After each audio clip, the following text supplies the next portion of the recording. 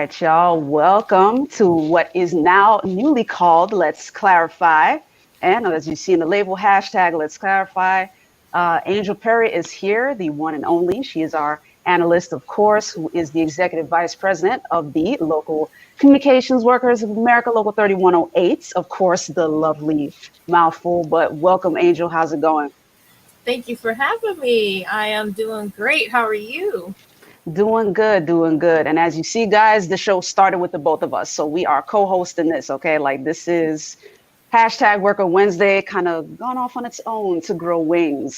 So Yes. yes. So if you guys are watching this show, you want to know what it's called Let's Clarify, which is exactly what we'll be doing on each of these. Very similar to what we were doing on hashtag Worker Wednesday.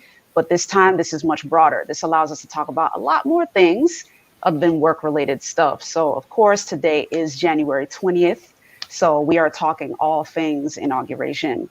So, of course, congratulations to now President Joe Biden and now Vice President Kamala Harris on their official swearing in today at the U.S. Capitol. So first, let's talk about just the significance of this today. And obviously, a lot of folks were talking about the significance of former Senator Harris, now sworn in as Vice President Harris, and you wanted to share some facts with our folks about women in leadership, just so kind of share that with us. Yes. So most people don't realize out of the 193 large countries that, help run the world, there are 20 that have women of leadership already. From 1946 until now, they vary between being president, chancellor, prime minister, and today the United States has joined that ranks.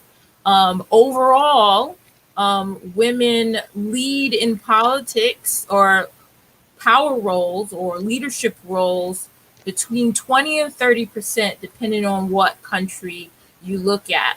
So it's about time women stop asking permission and just go out and do it. Y'all heard that, right? We don't need permission. Just go out and do it.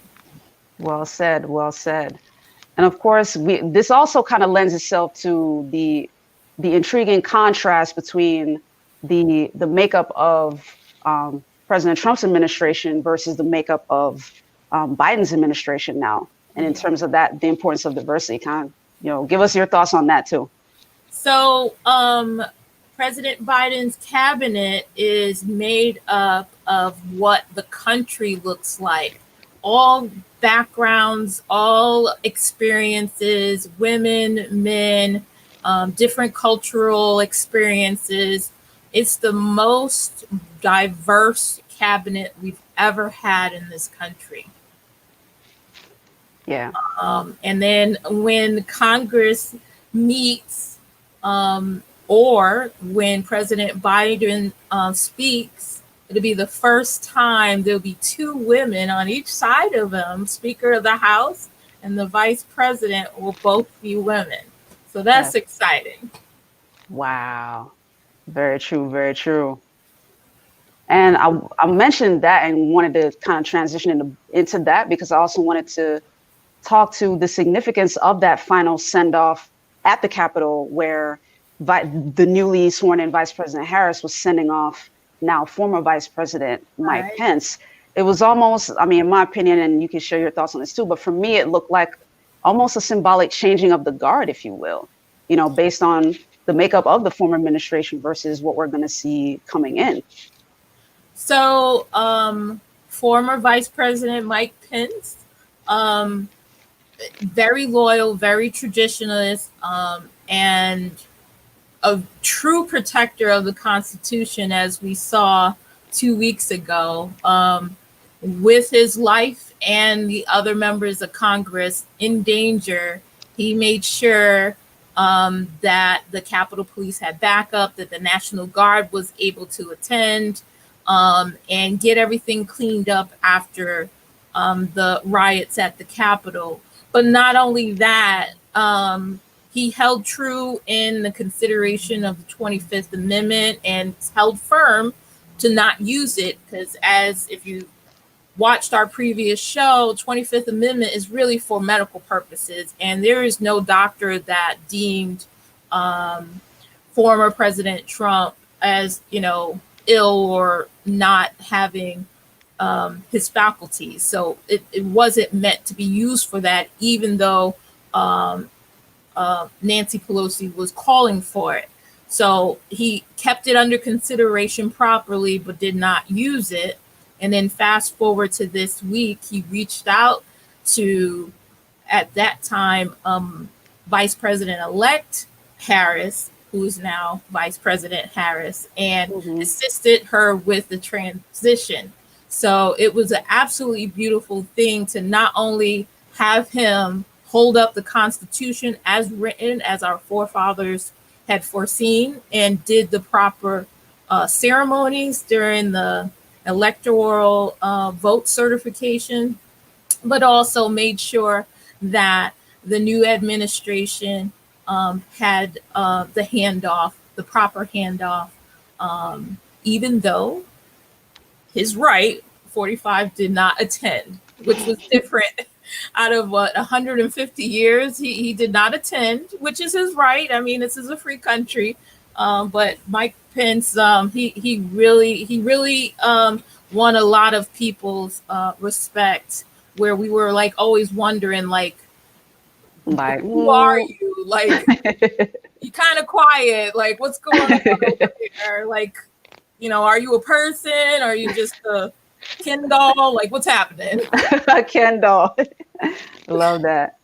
But Love that. he won a lot of people's respect by doing the right thing, and holding tradition. So it's very beautiful today. Awesome. So we're gonna get into a little bit more specifically in terms of some of the things that now President Joe Biden shared in his inauguration speech. And by the way, dope shirt, just wanted to say that before we go into the commercial break. But stay tuned, guys. We're going to talk about it a little bit more, and we'll be right back. Enjoy the conversation. At Duke Energy, we deliver electricity and so much more, like free home energy assessments, rebates for energy-saving improvements, payment options to help you better manage your budget, and even bill credits for helping the community use less energy. So no matter what you're doing, we can help you make better energy choices every day. It's just another way we bring power to your life. How much can you save? All right, guys, welcome back to Let's Clarify, here with Angel and myself. So one of the things I wanted to get into, piggybacking off of what you mentioned before we went into the break, one of the things that President Biden mentioned in his speech was being able, like going back to being neighbors and not adversaries, which actually ties right back into what you said in our last show last Wednesday about being ideologically opposite doesn't need to be grounds to hate your neighbor. You know what I mean? Like, you know what I mean? So having that sort of concept to be able to, as President Biden said, like see each other again, like hear each other again. And, former Vice President Pence demonstrated that while he was there. Like, despite whatever ideological differences he has with the incoming administration or with other Democratic presidents, like he was there, he was talking with former President Bill Clinton and former Secretary Hillary Clinton. Like, they were interacting just fine. They were respectful. Right. There were no barbs anywhere. Senate Majority, who are now Minority Leader now, McConnell, he was there. He made sure to show his respect for everybody. Like, it was the kind of inauguration that we have come to expect. It's the kind of thing that we see in terms of the idea of respect despite differences. Right. And that's the whole point. I mean, people got to remember that they have an ideal of where they want their community to go, what accomplishments, what's going to get the most people successful to live that American dream. And in that ideal, we have our own personal steps that we think will work for everyone to get there.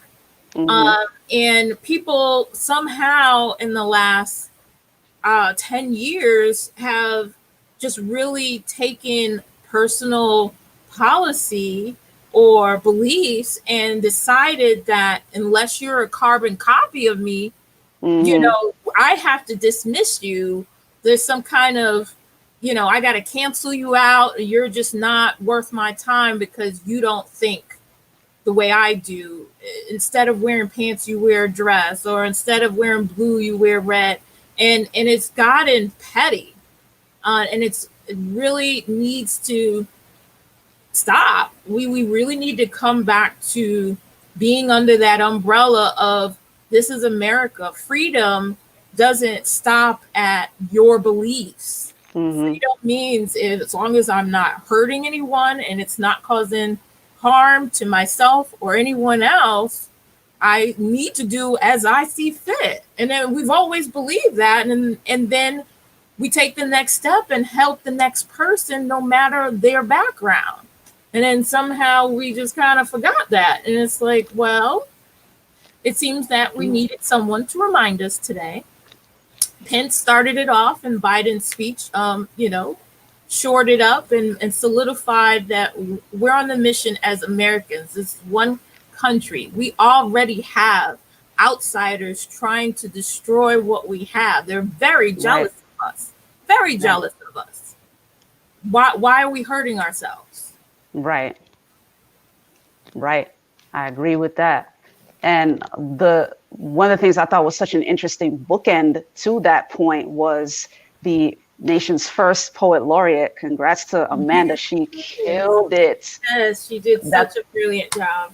That poem was amazing. And she echoed a lot of the sentiments that, President Biden mentioned in his speech, and she mentioned, she had shared that she actually added that part about, kind of the democracy being under threat, but democracy will not ultimately be destroyed or brought down. She said she added that part like close to midnight on the night that the Capitol was attacked. Like she'd actually added that to her poem. So I thought that was an awesome notion.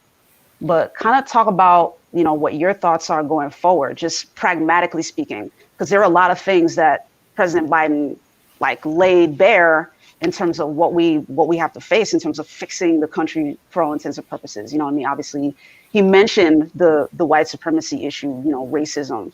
He mentioned dealing with the pandemic. Obviously he wanted to emphasize that we have to face all these things together, but there's the pandemic, there's racism. He mentioned, the cry over 400 years will be no more. Like it was almost like he made a promise that it could be resolved in his first term. He didn't say it like that, but I'm like, I had that question too. Like, is that something that can be pragmatically resolved within this first term?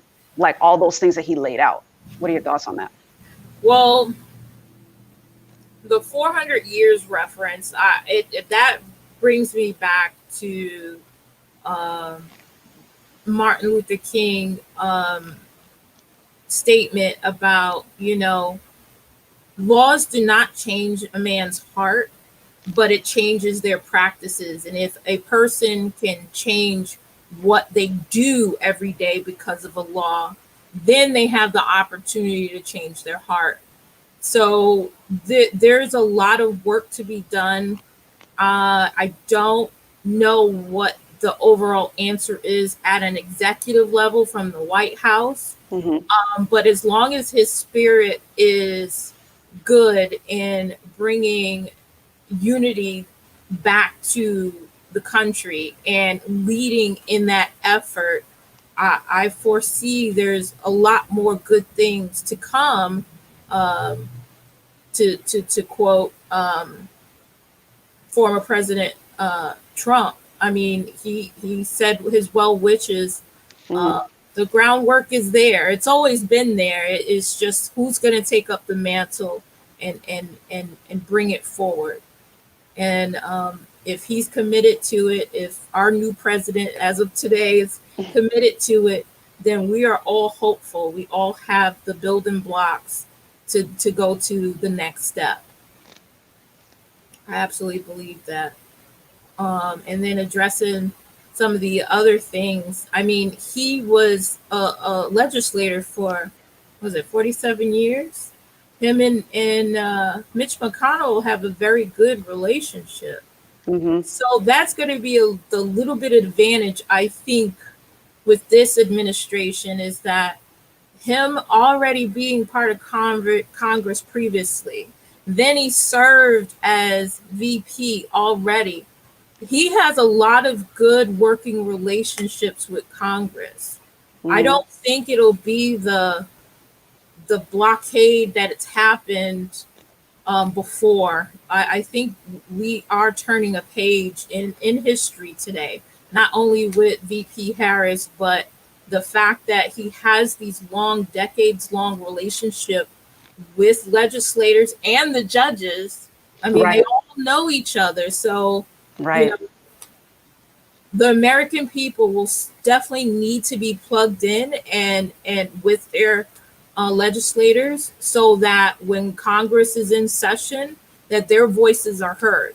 This administration, if anything, would be the time.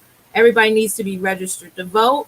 You need to know who your elected officials are. You need to be telling them, and by telling them, I don't mean, being a keyboard warrior on social media. I'm talking about your personal email to that congressional office. Hi, my name is Joe Smith. This is what my community needs. And then each and every neighbor is doing the same thing, so that the right thing is on the congressional floor, and we really do move forward where the country needs to go. And actually, talk to me a little bit about, because one of the things we discussed previously, this was several shows ago, but you mentioned kind of a bit of a misgiving, if you will, when all three branches lean one way at the same time. So, I mean, right now we've got, kind of a Democratic majority in House and Senate, and of course, a Democratic president. So to the point you just made about what lay people need to do going forward, kind of give your thoughts on how much progress you expect to see, given kind of the lean in the opposite direction now. So, what does concern me is when there's too many of one thing, it's easy to get off the rails. Mm-hmm. We have a majority Democrat House, Senate, and then the executive branch is Democratic.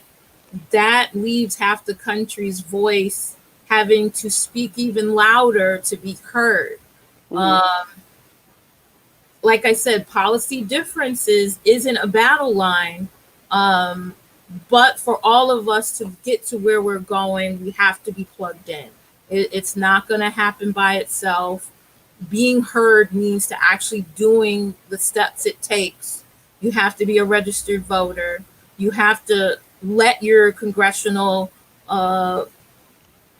members of Congress know, hey, I am a voter. I am aware what my rights are. You speak for me. This is what my community needs. If we're not doing that, what are you complaining about? Like, really, what are you complaining about? True that. And we are going to take another quick commercial break, and we're going to talk a little bit more and kind of bring it back to the local level as well, because that's going to be equally as important. All right, so stay tuned, guys. We'll be right back. We wanted to move back home to be closer to his family. We decided to go with pods because things were stressful enough. We weren't sure how long we were going to need storage for, so we needed something that was flexible, and then they can deliver the container to wherever we move to. We haven't found the perfect house yet, but we're still looking. And we are back, like I said, right back. we keep those commercial breaks brief. So, you mentioned the importance of voters, citizens, making sure to constantly be in contact with their nationally elected officials, right. their representatives and their senators. But even locally speaking, it's still incumbent upon them to even make themselves known locally. So kind of speak to the importance of that. So as you always hear me, Google is free. So you can literally type in, who is my elected official, and put in your zip code. Yep. So you start out with your commissioners, And then your commissioners are, support your mayors. The mayors support your state legislator, where you have a House and a Senate, very much structured, just like the federal level Congress. You have your state congressional body, your legislators, and then you have your governor that oversees the whole entire state. And then you have smaller offices like the sheriff's office or soil and water, boards of education. There's a lot of little moving parts that help make the community work. And really, we all should be at least aware of what helps keep your community running. Who's in charge of water, who's in charge of the environment, sanitation. If there's a particular policy where you live, who do you go to? Or if you're in trouble and you don't know what the resources are, well, who do you go to? You can go to your state legislator and they can guide you to what office is going to best assist you in what you're looking for, what your needs are. But you can't expect the country to just run by itself.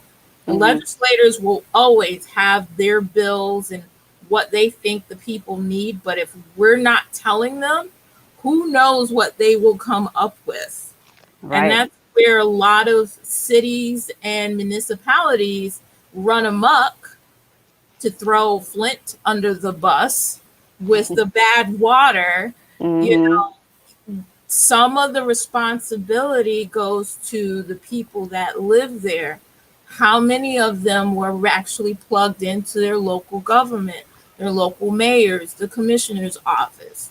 We all have smartphones and are quick to, shout out to whatever, or it's my birthday, but social media requires you to have an email. That email should be, hello, sir, madam, sir, I live in this zip code, my community needs, and then have your list.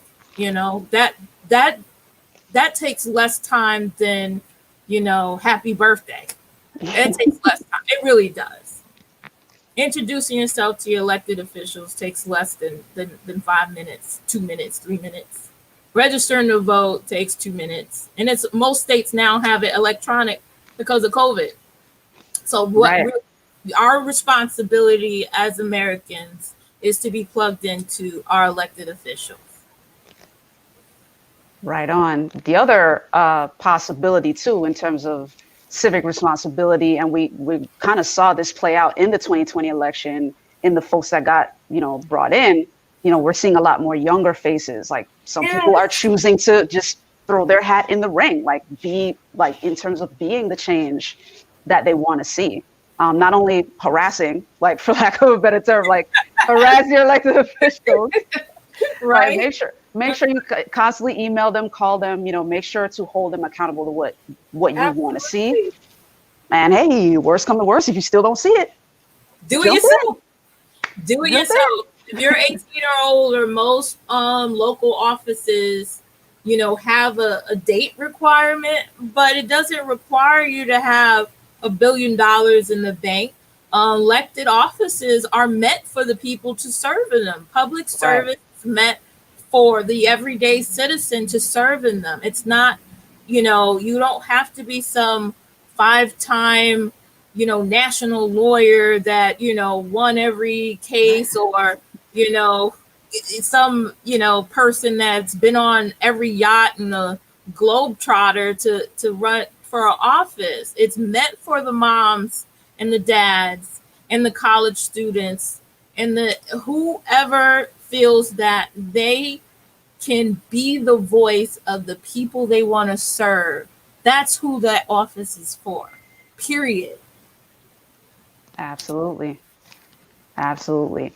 And as we wrap this thing up a little bit, let's talk about what the final steps were for the outgoing president and what the next steps are for the for the incoming president. So fill our folks in on what's been happening in the last 24. That pen of former President Trump was busy last night. He pardoned 143 people. Like, yeah. So the Republican leadership had made sure that he did not try to pardon himself. He's not convicted of anything. Like, why are you putting your name up there? Like, that's not, that's not savory. And same thing with your family members. You guys aren't even indicted on anything. Like, why would you try to put your name in the hat? That's not presidential. But he did pardon Steve Bannon. I love the look on your face. Ripped off millions of dollars to Trump supporters. Mm-hmm. So they had a campaign of building the wall that Mexico was supposed to pay for. And those moms and dads and families that took their hard-earned money to contribute to the wall, Steve Bannon scooped off the top and got on a jet and went shopping. And mind you, he's already wealthy. So he was convicted and documented online. Google is free. Google is free. On any hearsay, this man took the American people's money and spent it on himself. But in a forgiving heart, 45 said, okay, you've been in jail for a little bit, that's enough. And he did the same thing for Lil Wayne. I thought that was interesting. So apparently Lil Wayne's having a big party on Saturday in Miami. Mm-hmm. So, and then as of probably 15 minutes ago, President Joe Biden is executing 17 executive orders to kind of shore up the policies in place on a national level to handle COVID. And then there's some reversals of some of 45's executive orders. Environment, economy. There was a few things. There's a few things on immigration, which are probably out in the weeds for most people. But I think the biggest thing is, having a unified or a hub response for COVID.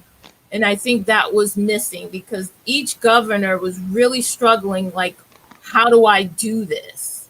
Right. And now there will be answer for that, which I believe Dr. Anthony Fauci will be the head of the attack or the fix for COVID and getting those vaccines out for those that want to take it. You have Moderna and Pfizer, and hasn't been any more approved yet, but those are the two vaccines that are available. And I believe Governor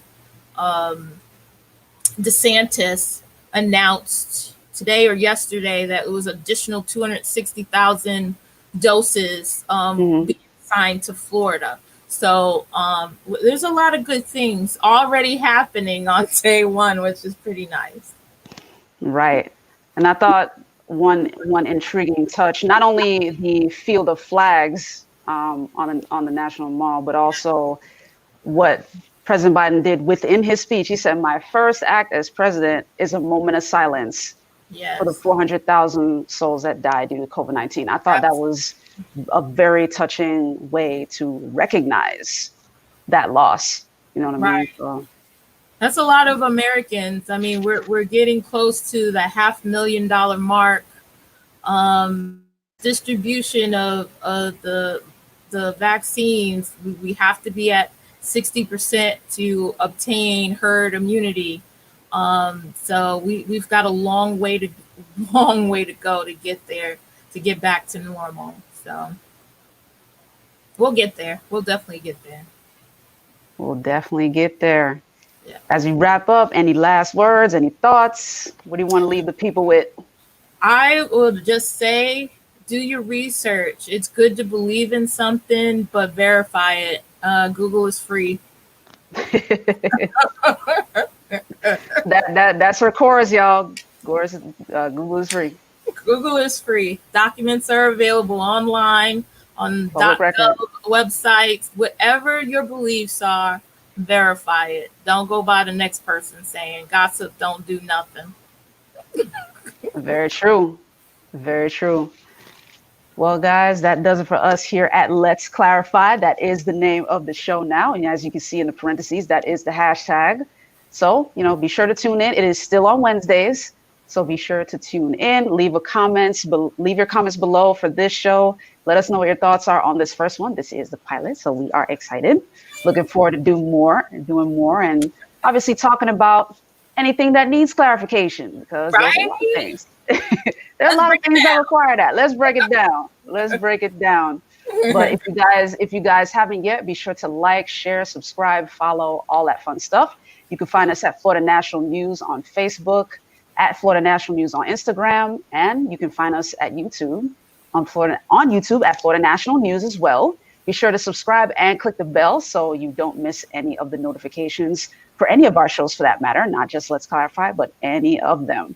And of course, you can find the lovely Angel Perry on Instagram as well. Let them know your IG handle. Oh, A4 Amazing, and A4 also on Facebook and on Twitter.